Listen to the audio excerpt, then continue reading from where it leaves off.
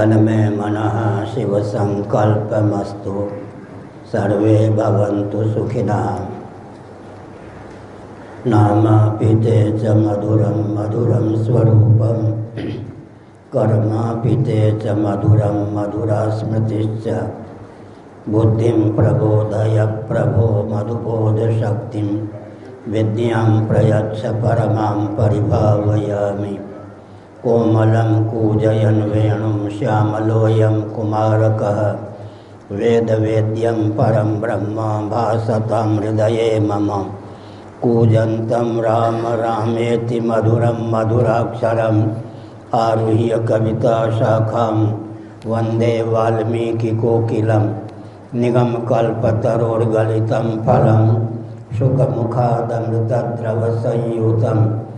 पिबत भागवतं रसमालयं, मुहुरहो रसिका भुवि भावुका। कुछ कम कीजिए श्लोक। नारायणाखिल गुरो भगवन् नमस्ते, शिवाय नमः शिवलिंगाय नमः। तन्मे मनः शिवसङ्कल्पमस्तु। सर्वे भवन्तु सुखिनः। श्री राम जय राम जय जय राम। श्री राम जय राम जय जय राम। श्री राम जय राम जय जय राम।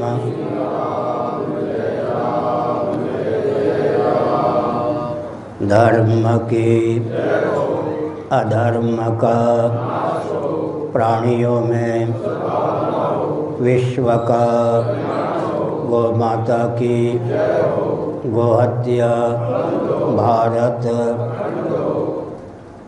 हर हर महादेव।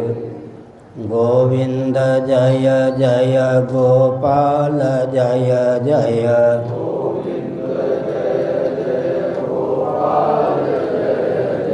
राधा रमण हरि गोविंद जय जय।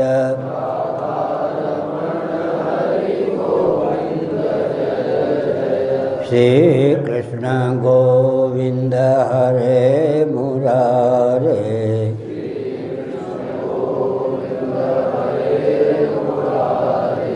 हे नाथ नारायण वासुदेव।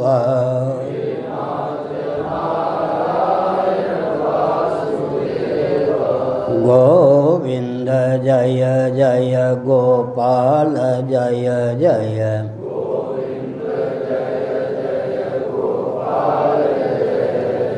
राधा रमण हरि गोविंद जय जय।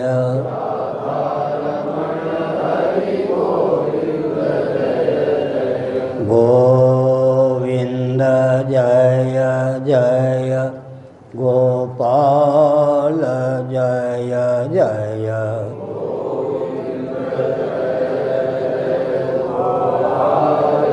राधा रमण हरि गोविंद जय जय।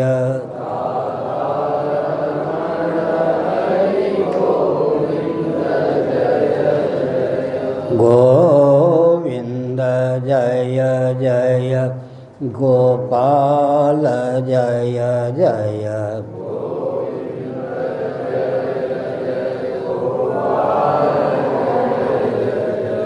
राधा रमण हरि गोविंद जय जय।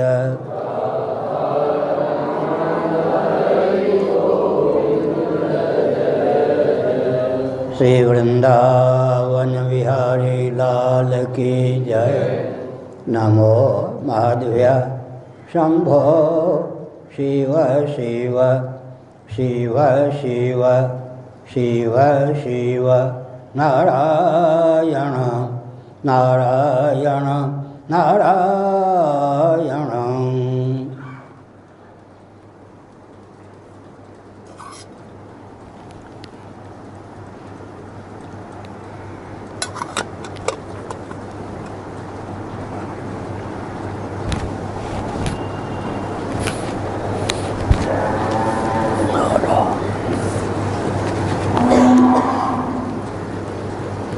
योगयुक्तो विशुद्धात्मा विजितात्मा जितेन्द्रियः सर्वभूतात्मभूतात्मा कुर्वन्नपि न लिप्यते।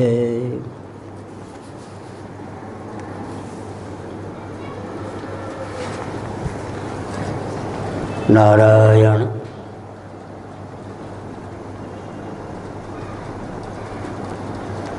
योगयुक्तो विशुद्धात्मा विजितात्मा जितेन्द्रियः सर्वभूतात्मा भूतात्मा कुर्वन्नपि न लिप्यते।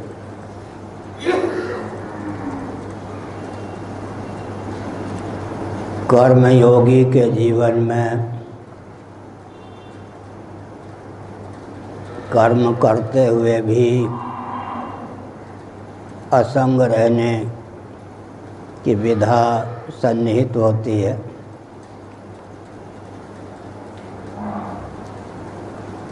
वे कर्मासक्ति फलासक्ति अहंकृति को शिथिल कर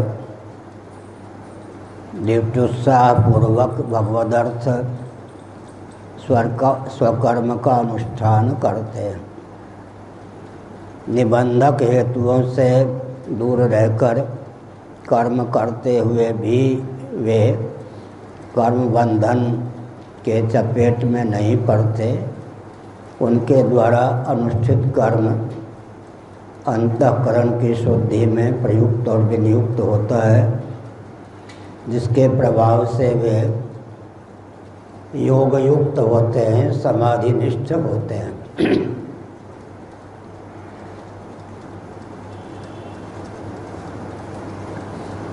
तत्वज्ञ जो सांख्य योगी हैं आत्मा को अविक्रिय विज्ञान घन समझते हैं। उनके जीवन में कर्म का मूल कर्तृत्व होता है, भोक्तृत्व होता है। भोक्तृत्व भी अपने आप में कर्तृत्व ही है। व्याकरण के अनुसार भुजिक क्रिया का कर्तृत्व ही भोक्तृत्व है।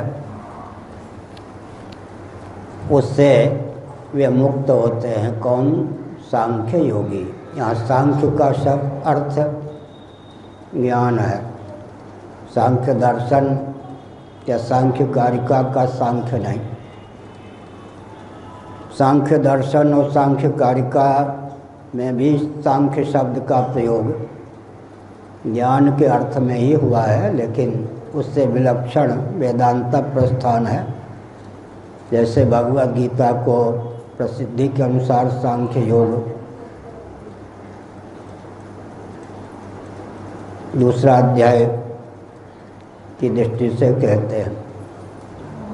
भगवद गीता का जो दूसरा अध्याय है वो सांख्य योग कहा जाता है, ज्ञान योग। तत्वज्ञ बाहर से कर्म करते हुए परिलक्षित हों, कर्म करते हुए न परिलक्षित हों, सामर्थ्य की प्रगल्भता के बल पर विकर्म करते हुए परिलक्षित हों, परंतु कर्तृत्व भोक्तृत्व बुद्धि विगलित हो जाने के कारण उनके कर्म अकर्म विकर्म सब तत्वतः अकर्म ही हो जाते हैं। कर्तृत्व बुद्धि पूर्व पर्यंत ही कर्म की स्थिति है, अभिप्राय है। कल मैंने उदाहरण दिया, मुट्ठी को खोलना यदि कर्म है तो कर्तृत्व बुद्धि पूर्वक मुट्ठी बंद करना, उंगलियों को यूँ समेट लेना भी कर्म है। कोई कहे कि तुम क्या करोगे, क्या बिगाड़ लोगे, मैं कुछ भी नहीं करता, उसका कुछ न करना भी कर्म हो गया, क्योंकि कुछ न करने का कर्तृत्व उसके जीवन में प्रतिष्ठित है। तो कर्म और अकर्म की गति गहन है। गहना कर्मणो गति ही।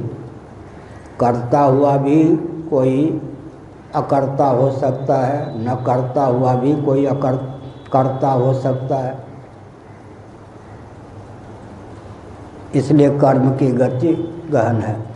योग युक्तो विशुद्धात्मा, जो योग युक्त हैं, कर्मयोग ने जिनको फल दे दिया, जिनका अंतःकरण शुद्ध है, देहेंद्रिय प्राणांतःकरण में दिव्यता जिनके जीवन में सन्निहित है।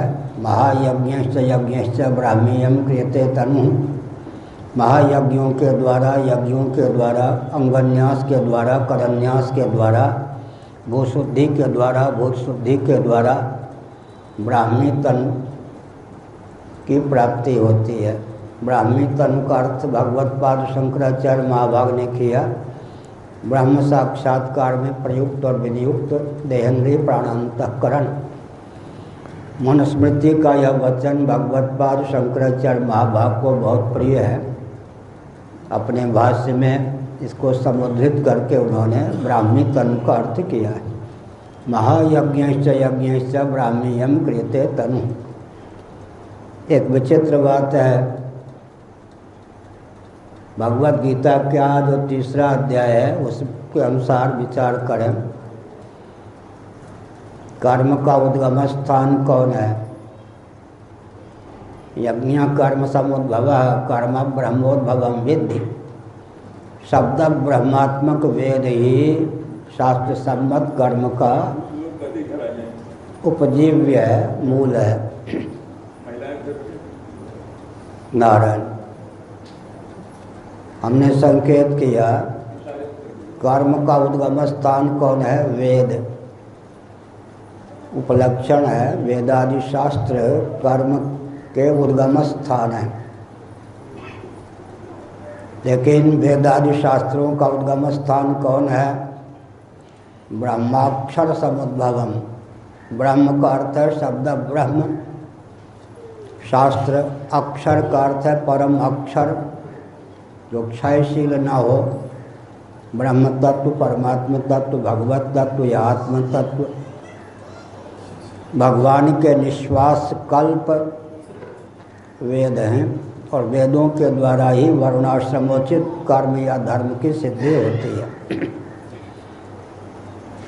कर्म के द्वारा यज्ञ का संपादन होता है। यज्ञ कर्म समुद्भव। यहाँ पुनरुक्ति दोष के वारण के लिए एक पूर्व मीमांसा की सरणी का अनुगमन करना पड़ता है। इंद्राय स्वाहा इदम इंद्राय नमः। इंद्र के लिए आहुति दी गई। द्रव्य और देवता का संवेद स्वरूप ही यज्ञ होता है। द्रव्य और देवता कस्मै देवाय हविषा विधेमा। इस श्रुति के अनुसार दो शब्दों में ही यज्ञ को परिभाषित करना हो तो यज्ञ और देवता, द्रव्य और देवता का संवेद स्वरूप यज्ञ होता है। मत्स्य पुराण के अनुसार द्रव्य देवता के साथ 7 और तत्वों का वर्णन है, परंतु समास शैली में द्रव्य और देवता का संवेद स्वरूप ही यज्ञ होता है। देवता के निमित्त द्रव्य का न्यास, त्याग, विसर्ग इसको कहा गीता के 8वें अध्याय में, उसी का नाम कर्म है। विसर्ग कर्म संहिता है। विसर्ग माने त्याग, किसके निमित्त? देवता के निमित्त। किसका त्याग? द्रव्य का त्याग। पूर्णाहुति हो गई, कर्म तो समाप्त हो गया, लेकिन उसका फल यदि स्वर्ग मिलेगा तो कब? देहत्याग के बाद। पुत्रेष्टि याग किसी ने किया तो तत्काल पुत्र रत्न की प्राप्ति तो नहीं होगी, कुछ समय लगेगा। कर्म के समाप्त हो जाने पर कालांतर में फल किसके बल पर मिल सकता है? बीज ही विलुप्त हो गया तो अंकुरादि की निष्पत्ति कैसे हो सकती है, यह प्रश्न है। इसका उत्तर है कि कर्ता कर्म का अनुष्ठान करता है। कर्म की पूर्णता के बाद उसके द्वारा अनुष्ठित कर्म अपूर्व दैव या अदृष्ट होकर कर्ता के अंतःकरण में विद्यमान रहता है। इसीलिए यहाँ पर यज्ञ कर्म समुद्भव। यज्ञ जो हुआ वो अपूर्वार्थक कर्म हुआ। यहाँ पुनरुक्ति दोष क्यों नहीं है? क्योंकि कर्म समाप्त हो जाने पर भी किसी कर्म का संपादन कर लिया, कर्म तो समाप्त हो गया। फल कालांतर में प्राप्त होना है, तो कर्म ही नहीं रहा तो फल कैसे मिलेगा। तो कर्ता में न्याय वैशेषिक आदि के यहाँ अहमर्थ का शोधन प्राप्त नहीं है सामान्य विधा से। ऐसी स्थिति में कर्ता के अंतःकरण में वेदांत और सांख्य का प्रस्थान है। कर्ता के अंतःकरण में कर्ता के द्वारा अनुष्ठित कर्म अपूर्व, अदृष्ट या दैव के रूप में विद्यमान रहता है। समय आने पर वह फलीभूत होता है। कर्म को अगर प्रवृत्ति की ओर ले जाएं, प्रवाह की ओर ले जाएं तो कहाँ जाएगा। कर्म से अपूर्व संज्ञक यज्ञ की निष्पत्ति होगी, उससे पर्जन्य मेघमंडल बनेगा, सुवृष्टि होगी। अगर कारीरी याग किया है, वर्षा के निमित्त जो याग होता है उसका नाम कारीरी याग है। पर्जन्य, मेघमंडल और वर्षा का पर्यवसान अन्न की उत्पत्ति में, अन्न की उत्पत्ति का पर्यवसान रस पारिभाषिक है, रजवीरी की निष्पत्ति में, उसका पर्यवसान अंत में किस में होगा, पुनर्भव में, लाला लाली की समुत्पत्ति में। कर्म अगर नीचे की ओर प्रवाहित हो तो उसका पर्यवसान पुनर्भव में होता है। स्वयं जन्म लेने की क्षमता उद्दीप्त होती है, अन्यों को जन्म देने की क्षमता उद्दीप्त होती है। किसी को लाला लाली बनाने की क्षमता, किसी के लाला लाली बनने की क्षमता स्वयं के और अन्य के पुनर्भव में हेतु बन जाता है कर्म, अगर कर्म नीचे की ओर प्रवाहित हो। कर्म अगर ऊपर की ओर उन्मुख कर दिया जाए तब क्या होगा। कर्म और अक्षर संज्ञक ब्रह्म के बीच में केवल शब्द ब्रह्मात्मक वेद एक घाटी पार करने की आवश्यकता होगी कर्ता को। जिस कर्ता ने अपने कर्म का ब्रह्मतल लक्ष्य मुच्यते की दृष्टि से, जिस कर्ता ने अपने कर्म का लक्ष्य, कर्म के उद्गम स्थान ब्रह्म को बना लिया, अक्षर संज्ञक परमात्म तत्व, भगवत तत्व या आत्म तत्व को बना लिया, उसके कर्म और आत्म तत्व के बीच में शब्द ब्रह्मात्मक वेद की केवल घाटी प्राप्त होगी। वह वेद भी कितने अंशों में, विष्णु पुराण के अनुसार 80% मंत्र कर्मकांड परक होते हैं, 16% मंत्र उपासना कांड परक होते हैं, 4% मंत्र ज्ञान कांड परक होते हैं, 4% मंत्र ज्ञान कांड परक होते हैं। गीता का 6ठा अध्याय, जिज्ञासुरपि योगस्य शब्द ब्रह्माति वर्तते। योग का, भगवत तत्व का जिज्ञासु भी समाधि की भावना से भावित जो जिज्ञासु है, शब्द ब्रह्म का अतिक्रमण कर जाता है सुगमता पूर्वक। उसके प्रति 4% वेद भी 4 महावाक्य के रूप में प्राप्त होते हैं। वे 4 महावाक्य भी किसी एक महावाक्य के रूप में ही रह जाते हैं, 3 महावाक्य की अपेक्षा नहीं रहती। एक महावाक्य का पर्यवसान भी प्रणव ओंकार में हो जाता है। जिज्ञासुरपि योगस्य शब्द ब्रह्माति वर्तते। शब्द ब्रह्म केवल एकाक्षर प्रणव के रूप में उसके प्रति प्राप्त होता है। उपलक्षण है श्री राम कृष्ण शिव आदि नाम अधिकार संपदा के अनुसार।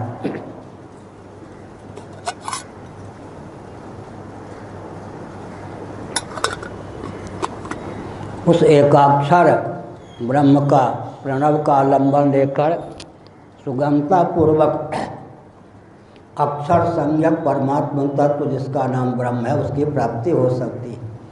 कर्ता जब अपने कर्म को उद्गम स्थान की ओर अभिमुख कर ब्रह्म की समुपलब्धि, अभिव्यक्ति को लक्ष्य बना लेता है, तब कर्म और अक्षर संज्ञक ब्रह्म के बीच में शब्द ब्रह्म रूप एक घाटी ही उसे प्राप्त होती है।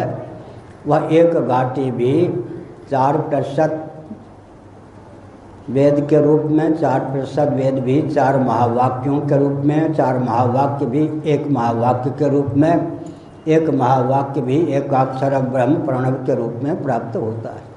इसीलिए जिज्ञासुरपि योगस्य शब्द ब्रह्माति वर्तते। त्रैगुण्य विषया वेदा, यह कौन सा वचन है? प्रायिक वचन, प्रायिक वचन, प्राचुर्य को लेकर। त्रैगुण विषया वेदा निस्त्रय गुण्यो भवार्जुना, त्रैगुण विषया वेदा निस्त्रय गुण्यो भवार्जुना। इसका अर्थ शब्द भी गुणात्मक ही हैं और गुणात्मक संसार को ही अभिव्यक्त करते हैं।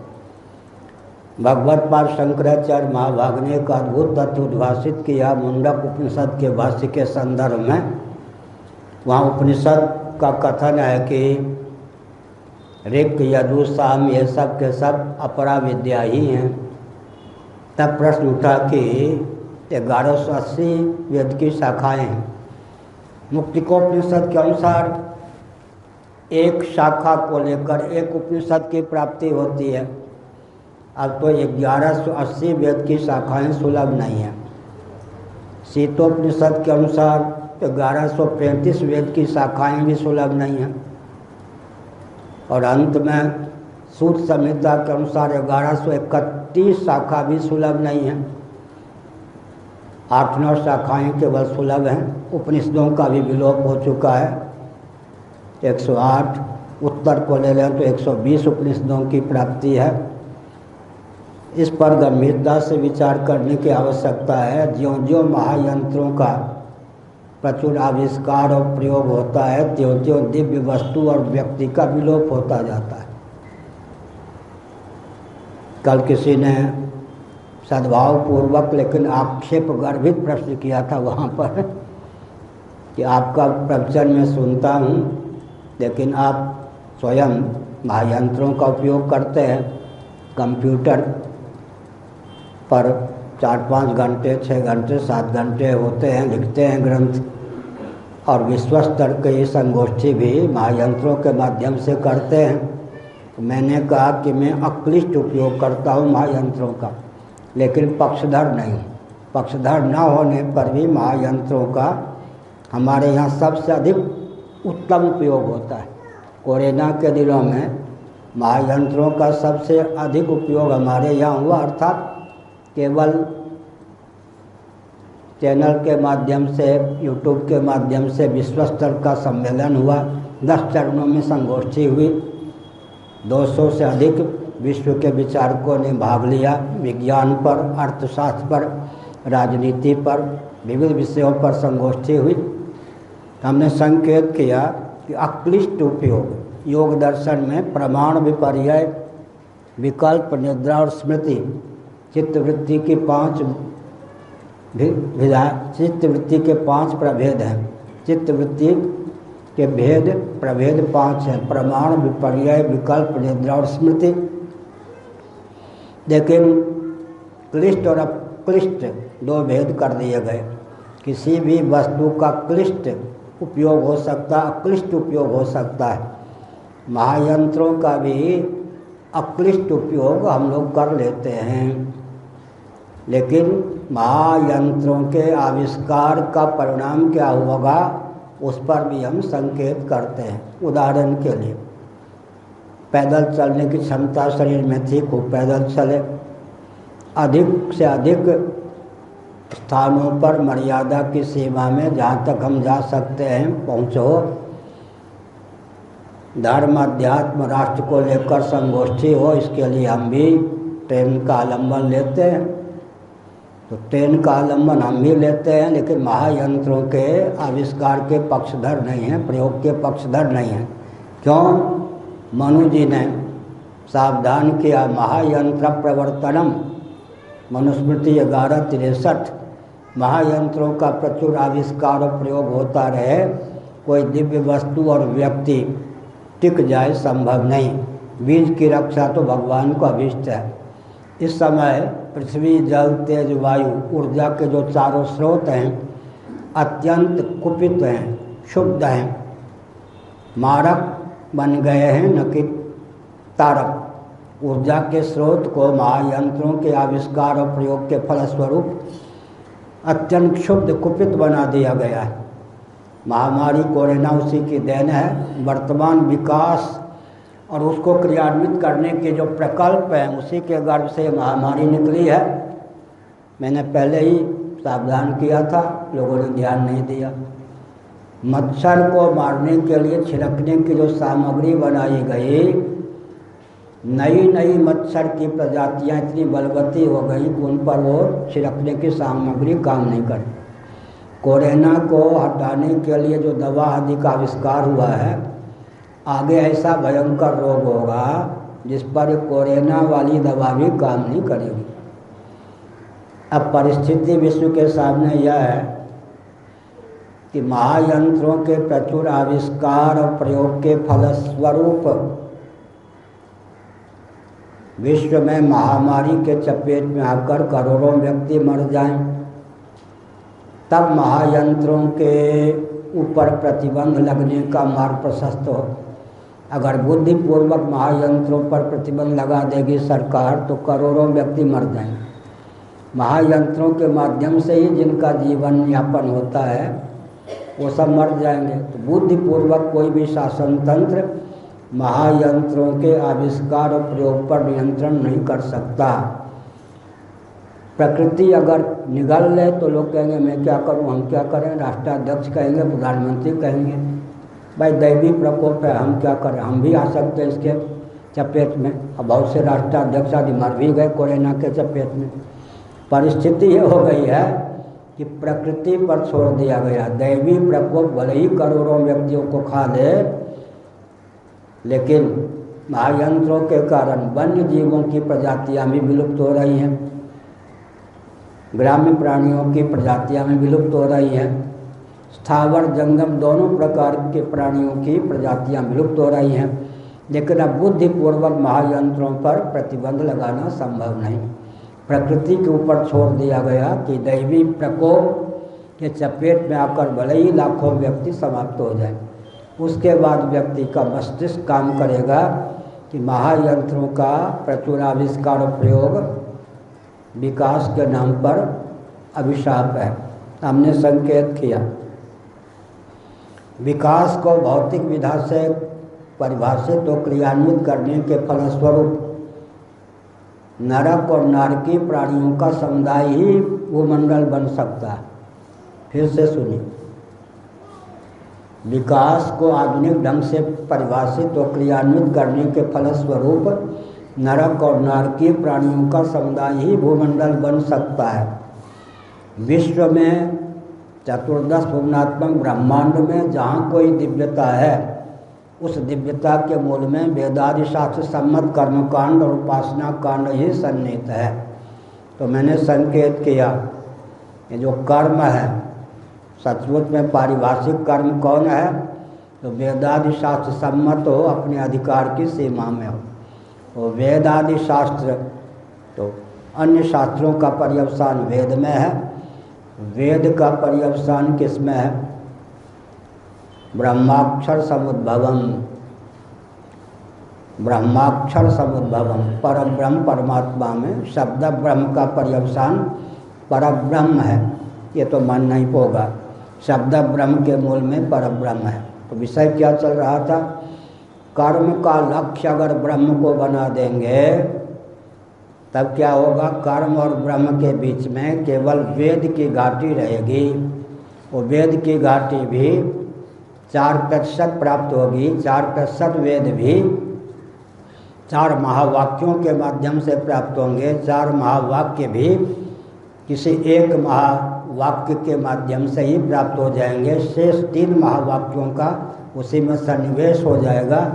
एक महावाक्य भी एकाक्षर ब्रह्म प्रणव के माध्यम से प्राप्त होगा।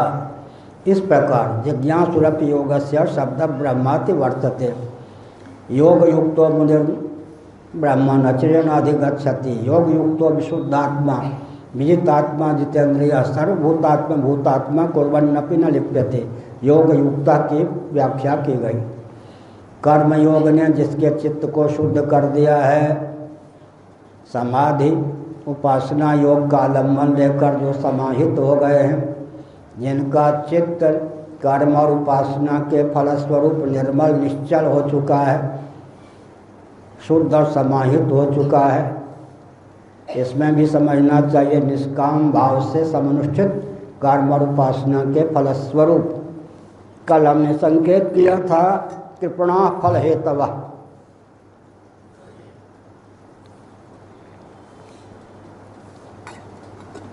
बहुत बढ़िया एक आक्षेप है कम्युनिस्टों का भगवान श्री कृष्ण पर।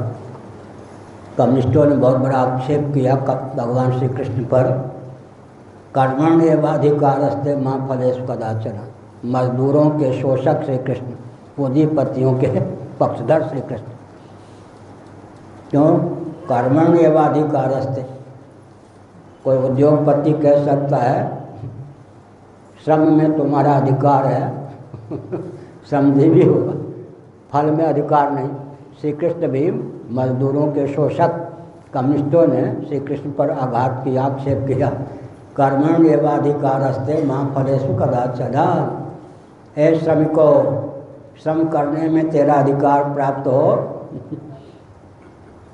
वेतन पाने में नहीं, फल पाने में नहीं, या नहीं। कृपणा फल हेतव, बहुत अच्छा। फल की निरुक्ति भगवत पाद शंकराचार्य महाभाग ने गीता के 18वें अध्याय के भाष्य में की। फ और ल मैथिली में क्या बोलेंगे? ल झखड़ जाए, फले और झखड़ जाए माने नष्ट हो जाए। फल माने फलभूतया विनश्यति, देखते देखते विलीन हो जाए। एल्पेन गेलपेन बाटे विलेल्पेन, देखते देखते जो नष्ट हो जाए। हमारी बहन ने सिखाया, हम विद्यालय जाते थे लगभग 3 किलोमीटर दूर पढ़ने, मिडिल में नंगे पाँव होते थे, छाता भी नहीं, लेकिन कभी ये नहीं लगा कि हम लोग गरीब हैं। हमको यह शिक्षा दी गई कि तुम ब्राह्मण हो, तपस्वी होना तुम्हारा कर्तव्य है। आजकल ग्लानि उत्पन्न कर दी जाती है, देखो जूती की सामग्री नहीं, चप्पल नहीं, छाता नहीं। हम लोगों को तो नाज था, हम ब्राह्मण हैं, तपस्या हमारा धर्म है, गरीबी से संतप्त है, ये भाव आया ही नहीं। तो नंगे पाँव होते थे और सर पे कुछ नहीं, छाता भी नहीं, 3 किलोमीटर विद्यालय में जाना था। तो बहन ने एक गीत सुनाया, मंत्र बताया, एल्पेन गेलपेन बाटे विलेल्पेन। इसका अर्थ होता है पानी आया गया, देखते देखते विलीन हो गया, आगमा पाइनो नित्या। फिर कहा कि विद्यालय की ओर जाते समय कहीं वर्षा लग जाए, वर्षा हो जाए तो ये मंत्र पढ़ते चलना, दौड़ते हुए भागते चलना, छाया मिल जाए रुक जाना, नहीं तो एल्पेन गेलपेन बाटे विलेल्पेन, पानी आया, वर्षा आई, वर्षा गई, देखते देखते विलीन हो गई। इसी प्रकार से हमने क्या संकेत किया? हमने यह संकेत किया कि कर्म का पर्यवसान पुनर्भव है। अगर कर्म का प्रवाह नीचे की ओर हुआ, किसी का लाला बनेंगे, किसी को लाला बनाएंगे, किसी की लाली बनेंगे, किसी को लाली बनाएंगे, कर्म का पर्यवसान पुनर्भव है। जन्म देने और जन्म लेने की योग्यता परिपुष्ट करनी हो तो कर्म का अनुष्ठान करना चाहिए, लेकिन जब तक कर्तृत्व बुद्धि है तब तक कर्म न करना भी कर्म है। तो फिर कर्म को अगर ऊपर की ओर, उद्गम स्थान की ओर अभिमुख कर देंगे तो परमात्मा और कर्म के बीच में केवल वेद की घाटी होगी। वो वेद की घाटी भी सुगमता पूर्वक करने का बल और वेग जीवन में प्राप्त होगा, तो हम अक्षर परमात्मा तत्व तक पहुंच जाएंगे। कर्म का उद्गम स्थान वेद, वेद का उद्गम स्थान अक्षर संज्ञक परब्रह्म परमात्मा तत्व।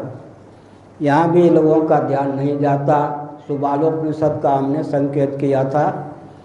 भगवान शंकराचार्य महाभाग ने बृहदारण्यकोपनिषद के भाष्य के संदर्भ में एक तथ्य ख्यापित किया। निश्वासित भगवान के जो निश्वासित वेद हैं, निश्वास शरीर सदृश, निश्वास कल्प, निश्वास भूत भी कह सकते हैं, वेद हैं। वेद हैं का अर्थ क्या हुआ? शब्दात्मक वेद होते हैं ना, अर्थ का भी उपलक्षण है। शब्द ही नहीं अर्थ भी, नाम ही नहीं नामी भी, अभिधान ही नहीं अभिधेय भी, लेकिन वहाँ ध्यान नहीं जाता। शंकराचार्य ने लिखा उपलक्षण है। शब्द और अर्थ में शब्द की प्रधानता होती है अर्थ की अपेक्षा। व्याकरण और वेदांत का यही सिद्धांत है। व्याकरण और वेदांत के अनुसार अर्थ की प्रधानता होगी या शब्द की।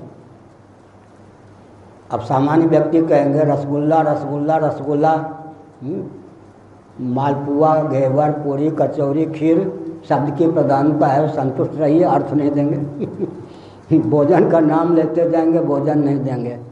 तो व्यवहार में तो लगता है कि अर्थ की प्रधानता है, शब्द के अर्थ की प्रधानता है।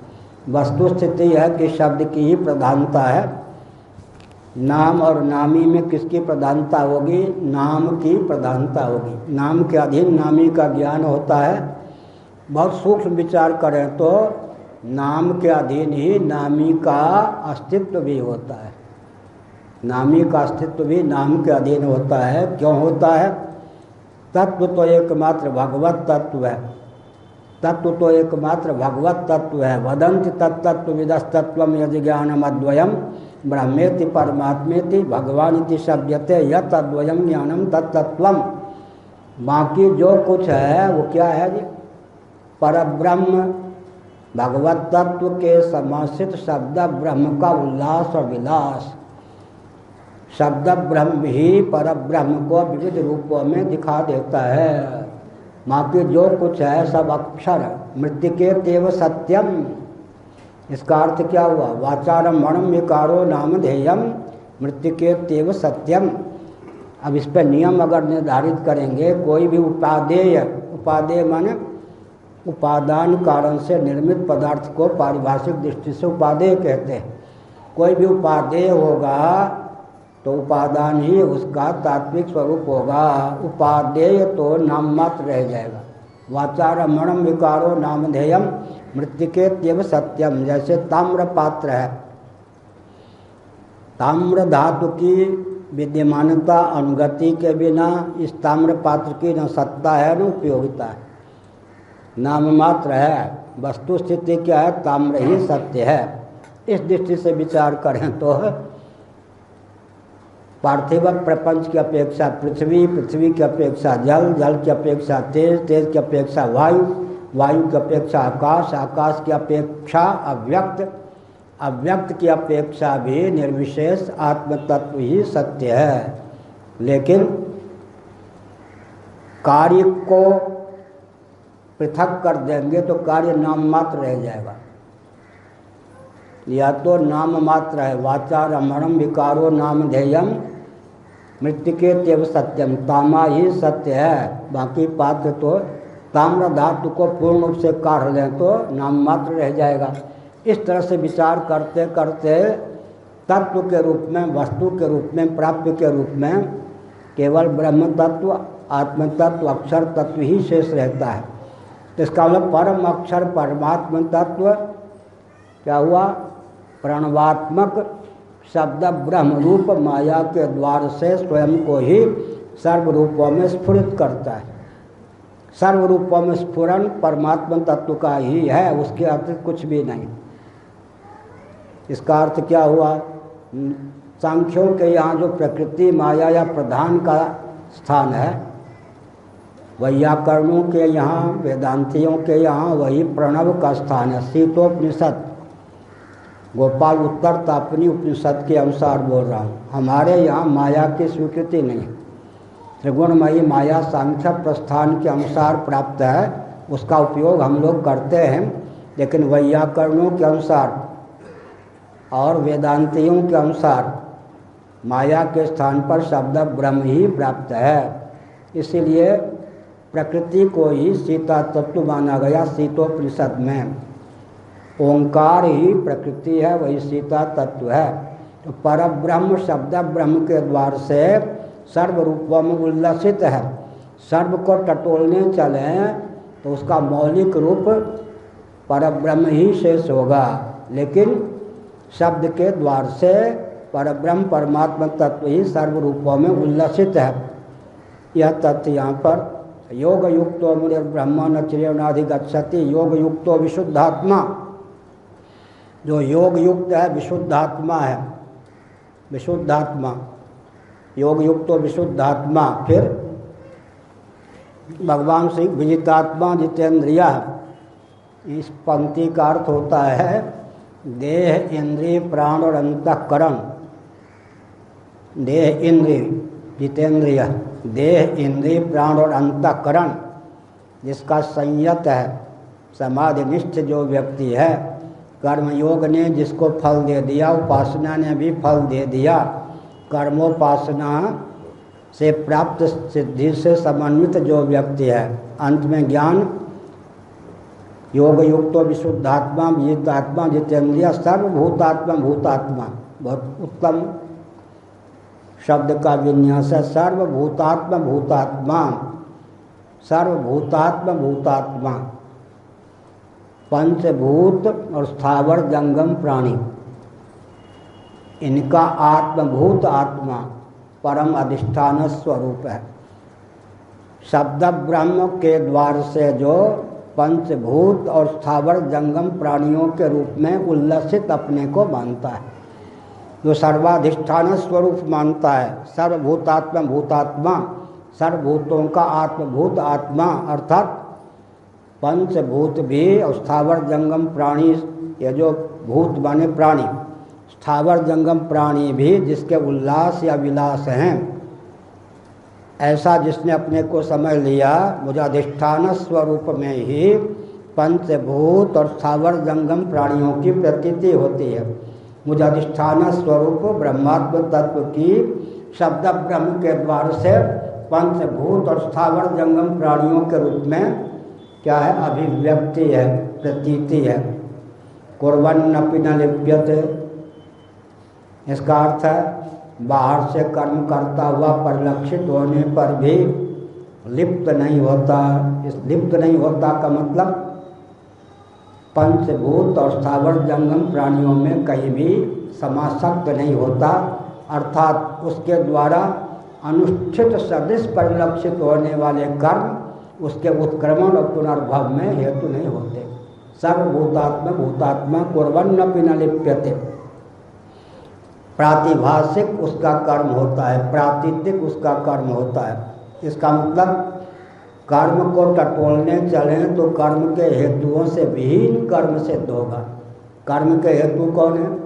अधिष्ठानम तथा कर्ता करणं च पृथक विधम विविधा से पृथक चेष्टा दैवं चैवात्र पंचमं। बहुत बढ़िया। यहाँ कोई वैज्ञानिक ढंग के व्यक्ति हों, इंजीनियर हों, ध्यान दें, कितना बढ़िया श्लोक है।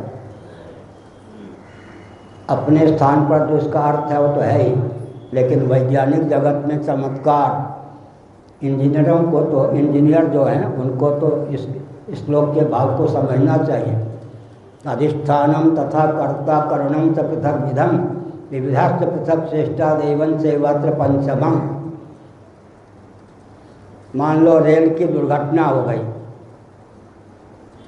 परीक्षण करने वाले व्यक्तियों का मंडल तैयार कर दिया गया, जांच कमीशन तैयार कर दी गई। अब इस श्लोक के आधार पर जांच की प्रथा क्या होगी? अधिष्ठानम, डब्बेगत पटरीगत त्रुटि के कारण तो दुर्घटना नहीं होगी हुई।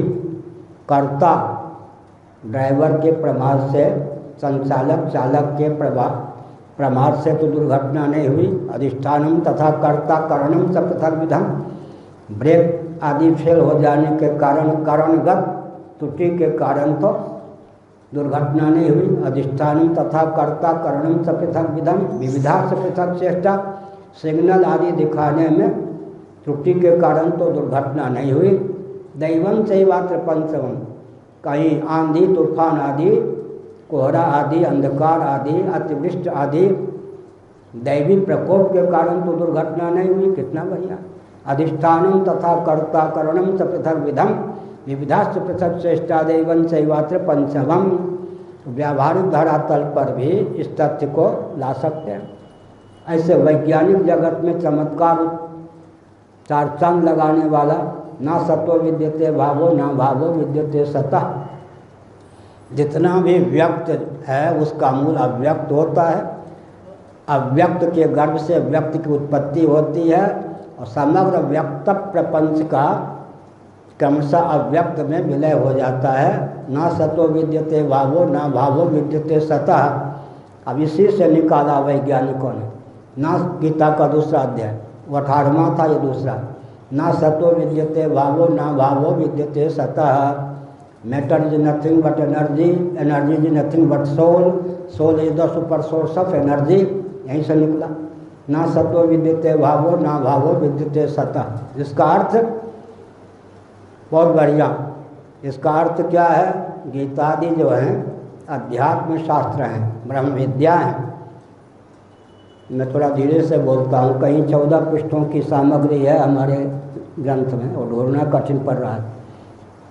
वो ढूंढ के अलग से कर दें तो वैज्ञानिक जगत में अच्छा चमत्कार आ सकता है।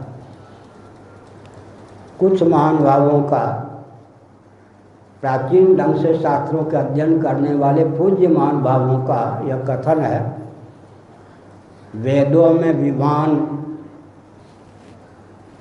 आदि के विज्ञान को ढूंढना उचित नहीं, आधुनिक विधा है। ये बहुत चर्चा का विषय है। काशी आदि में तो इस पर बहुत शास्त्रार्थ हुए। कुछ गुरुदेव के पास भी यह समस्या आती थी। फिर से सुनिए। धर्म और ब्रह्म के प्रतिपादक है ना वेद। वेदों का पूर्व प्रतिपाद्य था तो धर्म जिज्ञासा था, तो ब्रह्म जिज्ञासा, धर्म और ब्रह्म। तो वेदों में विज्ञान ढूंढना, कौन सा? विमान इत्यादि का विज्ञान ठीक नहीं, क्योंकि प्रतिपाद्य ही नहीं है ये। धर्म और ब्रह्म का निरूपण है, लेकिन शीतल हृदय से विचार करने की आवश्यकता यह है कि ब्रह्म का प्रतिपादन है, ये तो मानेंगे ना। अब ब्रह्म कौन है? वेदांत वेद ब्रह्म जगत का अभिनिमित्तोपादान कारण। जगत बनता भी है, जगत बनाता भी है। वो कौन सी विधा है ब्रह्म के पास कि स्वयं एक होने पर भी जगत बन जाए और बना दे? यही तो सारा विज्ञान हो गया। और जगत की संरचना जो परमात्मा करते हैं, उनको उत्पत्ति, स्थिति, समृद्धि, निग्रह, अनुग्रह का ज्ञान है या नहीं? पंचकृत्यों का कर्ता ही तो भगवान होते हैं। कहाँ से बोल रहा हूँ? शीतोपनिषद, शिव पुराण से बोल रहा हूँ। पृथ्वी में उत्पादनी शक्ति है प्रधान रूप से, जल में पालनी शक्ति है, अग्नि में संभार की शक्ति है, वायु में निग्रह तिरोधान की शक्ति है, आकाश में अनुग्रह की शक्ति है। विज्ञान को मुट्ठी में अगर लेना हो तो 5 ही भेद वैज्ञानिक जगत में हो सकते हैं।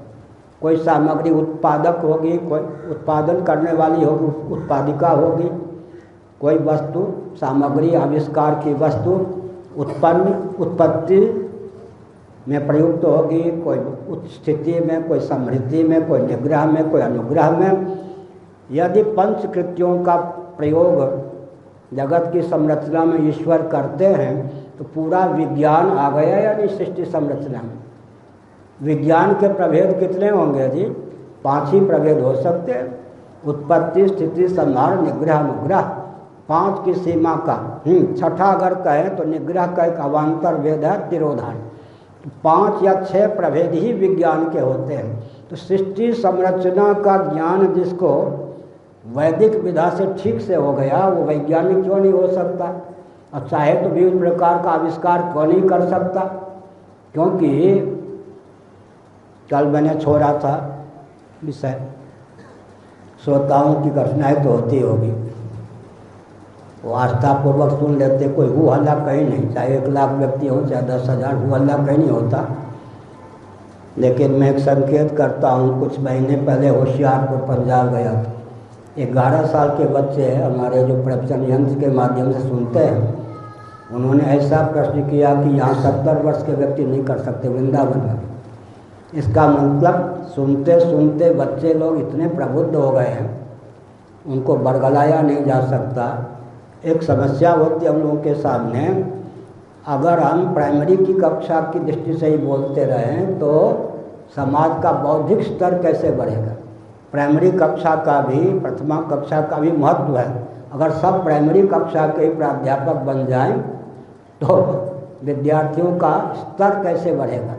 अगर हम लोग भी, क्या श्री राम सूखदास जी का शब्द क्या था मालूम है, दाइयाँ माइयाँ में, और दाइयाँ माइयाँ कम होती हैं क्या विकसित, लेकिन वो गीता प्रेस की भाषा, दाइयाँ माइयाँ भी बात समझ सकें ऐसी बात कहिए आप ब्रह्मचारी जी। राम सूखदास जी कहते हैं आप जो बोलते हैं हमारे सर से भी ऊपर चला जाता, सर से ये नहीं। अगर हम भी उसी स्तर से बोलते तो पूरे विश्व में बौद्धिक जगत प्रबुद्ध कैसे होता। पूज्यपाद स्वामी जी महाराज ओंकारानंद जी तो अब शरीर से नहीं है, जीवन के अंतिम चरण में 2.5 वर्षों तक वृंदावन में लगातार रहे। शरीर छोड़ने के 2 दिन पहले तक प्रश्नोत्तर में भाग लेते रहे। प्रश्नोत्तर होता था उनके मुखाने। उन्होंने संदेश भिजवाया महंत जी को फ़ोन करके, मैं शेष जीवन वृंदावन में ही व्यतीत करना चाहता हूँ। उनको मैं आध्यात्मिक जगत में माता मानता हूँ, रहूँगा, मेरी आस्था के केंद्र हैं। उनके शब्द जो हैं, मैं दंडी स्वामी का प्रवचन सुनना चाहता हूँ, मुझे मन लगता है वो मेरा प्रवचन सुनना चाहते हैं, मैं उनका प्रवचन सुनने के लिए बम्बई छोड़ रहा हूँ। उन दिनों 1 लाख रुपये बिना मांगे उनको प्राप्त हो जाता था। बम्बई में 1 लाख रुपये प्राप्त हो जाते थे। हीरानंद पहाड़ी हमारे पूज्य गुरुदेव के सखा मित्रों में थे, धनोरा मंडी। उन्होंने कहा बेटा तुम अगर अपनी शैली को गिरा दोगे तो हम किसका सुनेंगे। फिर पूज्यपाद ने बड़ी सभा में कहा, दंडी स्वामी आप भी अपनी शैली को कहीं गिरा दोगे तो हम किसका सुनेंगे। श्री विष्णु आश्रम जी महाराज सुनते थे। पूज्य गुरुदेव तो रुग्णावस्था थी नहीं, रुग्णावस्था सी थी। अंदर में वो अपनी निष्ठा में इतने तन्मय हो गए थे कि बाहर से लोग समझते थे इनको होश नहीं है, लेकिन हम लोग जानते थे उन्होंने जो व्यवहार में मन को लगा रखा था राष्ट्र में स्वस्थ क्रांति के लिए। देह त्याग के 2.5 वर्ष पहले से उन्होंने अपने मन को बिल्कुल व्यवहार से समेट लिया था। तो बाहर से चिकित्सक लोग कुछ और कहते थे, बात ये थी वे 14 घंटे हमसे नित्य सुनते थे। एक दिन में 14 घंटे, 2 घंटे सुनाया। फिर दंडी स्वामी को बुलाओ। हमने क्या संकेत किया, हमने यह संकेत किया कि स्तर बढ़ाने के लिए इस प्रकार के प्रवचन को सुनना चाहिए।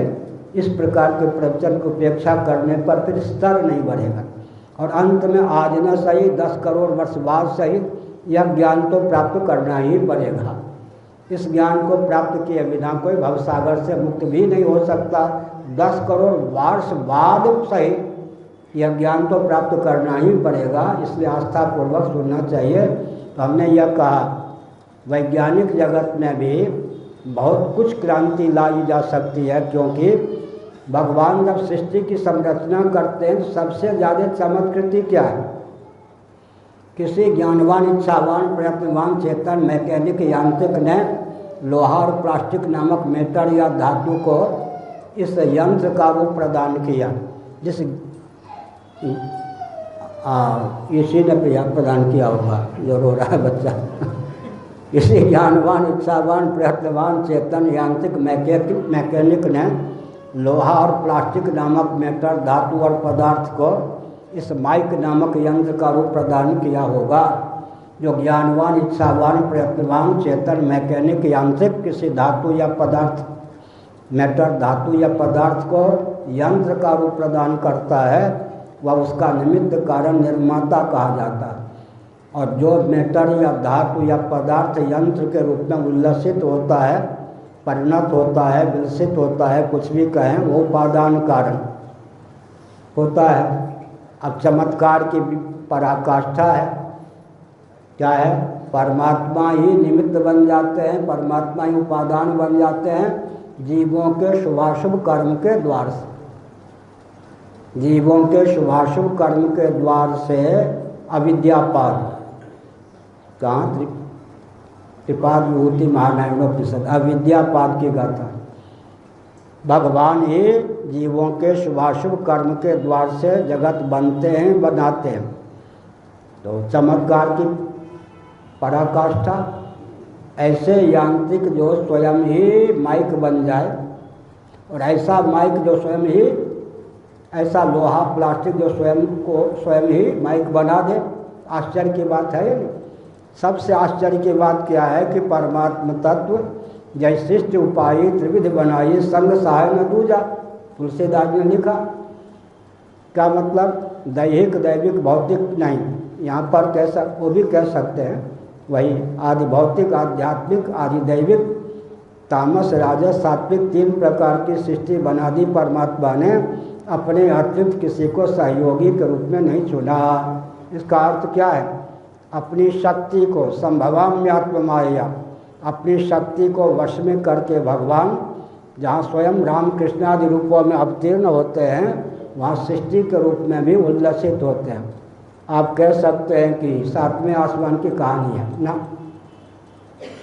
स्वप्नावस्था में हम आप भी स्वप्न जगत बनते और बनाते हैं या नहीं? सबको तो ये बात नहीं समझ में आएगी। स्वप्न तो सबको होता है। स्वप्न का रहस्य कितने व्यक्ति जानते हैं? अगर पूरे विश्व में 10 व्यक्ति भी स्वप्न के रहस्य को जानते हैं तो उनको नमस्कार। स्वप्न तो होता है, लेकिन स्वप्न के रहस्य को कितने व्यक्ति जानते हैं? आत्म चैतन्य से अधिष्ठित अर्धनिद्रित अंतःकरण वासना की प्रगल्भता निद्रा दोष के वशीभूत होकर जब स्वयं ही ग्राही ग्राहक भाव के रूप में उल्लसित होता है, तब स्वप्न की प्राप्ति होती है। स्वप्नावस्था को एक वाक्य में गुम्फित करें तो यही होगा। स्वप्न में हमारे आपके जीवन वो क्षमता आ जाती है, हम पृथ्वी, जल, तेज, वायु, आकाश बना भी लेते हैं और बन भी जाते हैं। स्थावर जंगम प्राणी बना भी लेते हैं और बन भी जाते हैं। स्वप्न प्रपंच के अभिन्न निमित्तोपादान कारण, यहाँ पर सर्वभूतात्मा भूतात्मा, इसका मतलब स्वप्नावस्था में हम भी सर्वभूतात्मा भूतात्मा हो जाते हैं प्रायोगिक धरातल पर। भगवान का वर्णन करना चाहिए, उसको व्यष्टि में प्रायोगिक धरातल पर चरितार्थ करना चाहिए। स्वप्नावस्था में पंचभूतों के रूप में, स्थावर जंगम प्राणियों के रूप में जैसे हम सर्वभूतात्मा भूतात्मा होते हैं, ऐसे ही बाह्य जगत में भी पंचभूतों के रूप में, स्थावर जंगम प्राणियों के रूप में अधिष्ठानभूत परमात्मा तत्व ही स्वशक्ति माया के योग से सर्व रूपों में व्यक्त होते हैं। स्वप्नावस्था में पृथ्वी भी हम बन जाते हैं, जल भी बन जाते हैं, तेज भी बन जाते हैं, वायु भी बन जाते हैं, आकाश भी बन जाते हैं। पृथ्वी बना लेते हैं, जल बना लेते हैं, तेज बना लेते हैं, वायु बना लेते हैं, आकाश बना लेते हैं। अब बन भी जाते हैं, बना भी लेते हैं, इसका तो कोई खंडन नहीं करेगा। क्यों? इस पर ध्यान दीजिए। स्थूल प्रपंच और स्थूल देह, जितना भी स्थूल देह और बाह्य स्थूल प्रपंच, सकल स्थूल प्रपंच से उपराम होकर, इनकी विस्मृति होकर भगवत प्रदत्त त्याग का अद्भुत बल और वेग प्राप्त होने पर स्वप्नावस्था में हम जीवों को वो शक्ति प्राप्त होती है, क्षमता प्राप्त होती है, वह बल प्राप्त होता है, वह वेग प्राप्त होता है कि हम समग्र स्वप्न प्रपंच के रूप में उल्लसित होते हैं। त्यागात् शांतिरनंतरम। स्थूल प्रपंच भगवत प्रदत्त त्याग का बल है। अब बुद्धिपूर्वक कहीं हम स्थूल शरीर और स्थूल प्रपंच में तादात्म्यपत्ति छोड़ दें तो जागृत में भी वो क्षमता आ सकती है जो स्वप्नावस्था में आती है। आज स्वामी जी कुछ चल कार में पूछ रहे थे, तो हम लोग समझते को, आप समझते हम क्रोधी हैं क्या? ऐसा तो नहीं कुछ। साल में एक बार भी डांटते हैं किसी को आपस में तो कहीं, लेकिन सबको आत्मा स्वरूप और आत्मी समझते हैं। जो उत्पीड़ित करता है उसको भी हम आत्मा स्वरूप ही समझते हैं, आत्मी समझते हैं। और भ्रिकुटी तन जाए तो विश्व में चतुर्दश पूर्णात्मक ब्रह्मांड में कोई फिर तनी हुई भ्रिकुटी को संभाल भी नहीं सकता। इसलिए हाँ, तुलसीदास ने अच्छा लिखा, वैराग्य संदीपनी, जल के समान शीतल ही मत समझो, पावक तेज समान। कोई जल के समान शीतल, संतों का गुण गाते गाते मन में हुआ कि दुष्ट लोग तो समझेंगे, क्रोध आते ही नहीं, साथ देते नहीं, तो कहा पावक तेज समान वैराग्य संदीपनी, शीतलता की पराकाष्ठा भिक्षु चढ़ गई तो पावक तेज समान। इसलिए हमने संकेत क्या किया, जगत की उत्पत्ति स्थिति समृद्धि निग्रह अनुग्रह का जिसे ज्ञान है। और देखिए त्यागात् शांतिरनंतरम स्थूल शरीर और स्थूल प्रपंच में तादात्म्यापत्ति भगवत प्रदत्त विलुप्त हो जाती है। तादात्म्यापत्ति भगवान कृपा से विलुप्त हो जाती है। स्वप्नावस्था में हम पृथ्वी पानी प्रकाश पवन आकाश दिक् काल स्थावर जंगम प्राणियों की रचना कर लेते हैं और स्वयं इन रूपों में अभिव्यक्त होते हैं। एक स्थूल जगत पर स्थूल शरीर में तादात्म्यापत्ति की विस्मृति या तादात्म्यापत्ति के त्याग के बल पर यह क्षमता आती है। सुषुप्ति में सूक्ष्म प्रपंच का भी त्याग का बल हमको प्राप्त होता है। तो किसी द्वंद्व की और सबसे बड़ी बात है दुख की, सार्वभौम सिद्धांत है कि गाढ़ी नींद में दुख की पहुँच नहीं है। वेदांत का सिद्धांत है कि अगर प्रामाणिक ढंग से सिद्ध हो जाए कि यहाँ अंधकार नहीं है तो प्रकाश का सत्व अवश्य मानना पड़ेगा। अगर आनंद ही नहीं होता तो दुखाभाव सुषुप्ति में कैसे होता। साक्षात आनंद ही भोग्य होता है, आनंद भोग। सूक्ष्म प्रपंच का त्याग कर देने पर तादात्म्यापत्ति की सूक्ष्म प्रपंच को लेकर तादात्म्यापत्ति की निवृत्ति हो जाने पर सुषुप्ति में किसी दुख की पहुँच नहीं। सीधी बात है, मियाँ की दौड़ मस्जिद तक, द्वंद्वों की दौड़ अहमिति तक, अहमिति तक प्रसुप्ते श्रीमद्भागवत एकादश स्कंध। सुषुप्ति में अहम सो जाता है, किसी द्वंद्व की और दुख की पहुँच नहीं होती। सुषुप्ति में बीज भूत अज्ञान शेष रहता है, उसको भी तत्व ज्ञान रूप अग्नि से भून डालने में जो समर्थ होता है वह स्थूल सूक्ष्म कारण प्रपंच पर नियंत्रण करने में नियमन करने में समर्थ होता है। लेकिन स्वतंत्र ईश्वर के रूप में अपने को ख्यापित करने में उसकी प्रीति प्रवृत्ति नहीं होती। अर्थात भगवत तत्व से एकीभूत होकर वहाँ से संकेत प्राप्त होने पर वो चाहे तो जो जिससे अतिक्रांत होता है, छांदोग्य उपनिषद 8वां भाष्य शंकर 8वां अध्याय शंकर भाष्य, जो जिससे उपरत होता है उसका नियामक हो जाता है। आज ब्रह्मा जी के पद पर कौन प्रतिष्ठित हैं? जो मर्त्य लोक में पूर्व कल्प में हमारी आपकी तरह मनुष्य होते हुए मांत्रिक याग में अश्वमेध याग में अधिकृत थे। अश्वमेध याग के देवता प्रजापति की जिन्होंने अश्वमेध याग के माध्यम से आराधना की थी, इतर फल का अनुसंधान किए बिना वे आज ब्रह्मा जी के पद पर प्रतिष्ठित हैं। तो ब्रह्मलोक के नीचे, ब्रह्मलोक पर जिसका शासन है वह मर्त्यलोक पर शासन करता हुआ दिखे या न दिखे, मर्त्यलोक पर शासक माना जाएगा या कौन? सत्यलोक का जो नियामक है उसमें क्षमता है या नहीं मर्त्यलोक में? अगर वो चाहे तो जब मर्त्यलोक को जैसा करना चाहे कर सकता है। इसीलिए योगियों के जीवन में दिव्य शक्ति का संचार होता है। सबसे अतिक्रांत होने के कारण सबके नियामक हो जाते हैं, लेकिन ईश्वर से एकीभूत तादात्म्यपन्न होने के कारण, ईश्वर भावापन्न होने के कारण, ईश्वर के रुख को जानने के कारण अगर ईश्वर का ही रुख हो जाए तो वो संहार भी कर सकते हैं। ईश्वर से विरुद्ध, ईश्वर के रुख के विरुद्ध कोई अपने दादागिरी नहीं बघाड़ते, लेकिन अगर ईश्वर का रुख हो जाए उनमें उत्पत्ति स्थिति संहार निग्रह अनुग्रह तिरोधान यह शक्ति सन्निहित होती है। तो आज के प्रवचन का सारांश क्या हुआ? योग युक्तो विशुद्धात्मा जितात्मा जितेंद्रिय देहेंद्रिय प्राणांतकरण पर जिन्होंने पूर्ण रूप से संयम प्राप्त कर लिया है, समाधिनिष्ठ हैं, साथ ही साथ आत्म तत्व को अविक्रिय विज्ञान घन सर्वाधिष्ठान स्वरूप समझते हैं, ऐसे सर्वभूतात्म भूतात्मा पंचभूतों के भी अधिष्ठान स्वरूप स्थावर जंगम प्राणियों के भी आत्मा स्वरूप कुर्बन्नपि न लिप्यते हत्वापि स इमान् लोकान् न हन्ति न निबध्यते।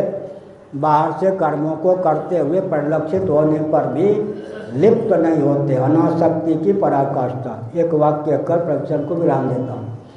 भगवत पाद आदि शंकराचार्य महाभाग ने पद्मपत्र मीमांसा गीता तो दो प्रकार की असंगता का वर्णन किया है। एक असंगता का वर्णन गीता में है पद्मपत्र मीमांसा, और गीता के 9वें अध्याय को ले लें तो 9वें नायम कुतश्चिन्न बहु कश्चित, कठोपनिषद आदि का गीता के 9वें अध्याय को ले लें तो इसका अर्थ क्या है? न तेष मई न चाहम तेष अवस्थिता न चाहम तेष अवस्थिता। इसका मतलब न भूत मुझ में स्थित है न मैं उनमें भूत स्थित हूँ। इसका अर्थ क्या हुआ?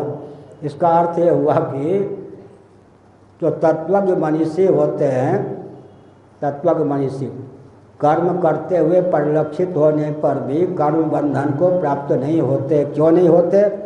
सर्वाधिष्ठान अविक्रिय विज्ञान घन स्वयं को समझते हैं। एक विचित्र बात है, जिन्होंने अपने को अकर्ता समझा उनके द्वारा अनुष्ठित कर्म का महात्म्य कितना है। ब्रह्मा जी अपने को अकर्ता समझते हैं तो निष्क्रिय रहते हैं क्या? ब्रह्मा जी का कर्म दो चार बेटियां ही बंधन में डाल देती हैं। ब्रह्मा जी देखिए, ये जो लोग होता है ना, अकर्ता समझेंगे भोक्ता समझेंगे, घाटे में रहेंगे। विश्व का नियमन कौन करता है? अद्भुत शक्ति किसमें है? ब्रह्मा जी में है, विष्णु जी में है, शिव जी में है। उत्पादक इससे बढ़कर कौन होगा? ब्रह्मा जी के से बढ़कर या उनके समान। पालक विष्णु भगवान के समान कौन होगा? संहारक कौन होगा? इसलिए मैंने कहा, जो जिससे विरक्त होता है, अतिक्रांत होता है, जो जिसमें अनासक्त होता है, उसका नियामक बन जाता है। पंचभूत और स्थावर जंगम प्राणियों को भी संयत करने की, नियंत्रित करने की क्षमता किसमें होगी? जो स्वयं को कर्ता भोक्ता समझेगा, सर्वाधिष्ठान स्वरूप समझेगा। सर्वभूतात्म भूतात्मा कुर्वन्नपि न लिप्यते। इसका मतलब दो हेतु। पहला हेतु क्या है? प्रयोजन नहीं रह जाता। नैव तस्य कृतेन अर्थो न कृतेन कश्चन न चास्य सर्वभूतेषु कश्चिदर्थ व्यपाश्रय। कर्तृत्व भोक्तृत्व